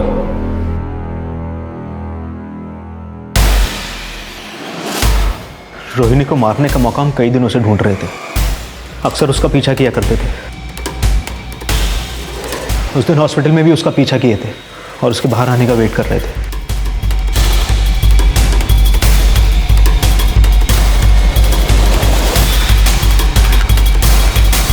रोहिणी को मारा क्यों? इसलिए क्योंकि उसकी वजह से सुमेधा हमें नहीं मिल पाई सर। वो खुद तो शादी करना नहीं चाहती थी और उसकी वजह से उसके माँ बाप ने सुमेधा की शादी हमसे नहीं होने दी। हमें हमेशा यही लगता था कि हमारे और सुमेधा के ना मिल पाने की वजह सिर्फ रोहिणी ही है और इसलिए हमने उसे मार दिया। तुझे क्या लगता है सुमेधा तुझे प्यार करती थी? हाँ सर, सुमेधा हमसे बहुत प्यार करती थी, लेकिन अपने घर वालों और इस रोहिणी की वजह से उसने हमसे ब्रेकअप किया था। सुमेधा ने तुझसे ब्रेकअप इसलिए किया क्योंकि वो अच्छी तरह से जानती थी कि तू उससे नहीं उसकी खूबसूरती से प्यार करता है। अगर तुझे यह पता होता कि सुमेधा एक लड़की नहीं किन्नर है तो तू उससे शादी करता? नहीं करता, और तू शायद उसका भी मर्डर कर देता।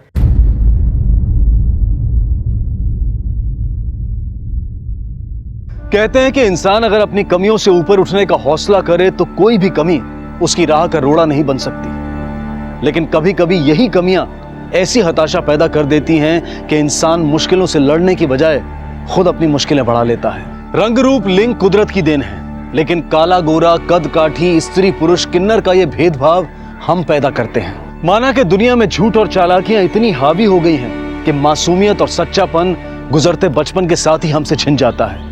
लेकिन बुरे काम का नतीजा हमेशा बुरा होगा, यह हकीकत ना कभी बदली थी, ना कभी बदली है और ना कभी बदलेगी। इसी विचार के साथ अब मैं अनूप सोनी आपसे विदा लेता हूं। फिर मुलाकात होगी अगले एपिसोड में एक और चौंका देने वाले केस के साथ। तब तक अपना और अपने परिवार का ख्याल रखें और देखते रहें क्राइम पेट्रोल डायल 100। सबक एक को सीख हम सबको। जय हिंद। क्राइम पेट्रोल के और भी दिलचस्प कहानी देखने के लिए हमारे चैनल को सब्सक्राइब करें और बेल आइकॉन दबाना न भूलें।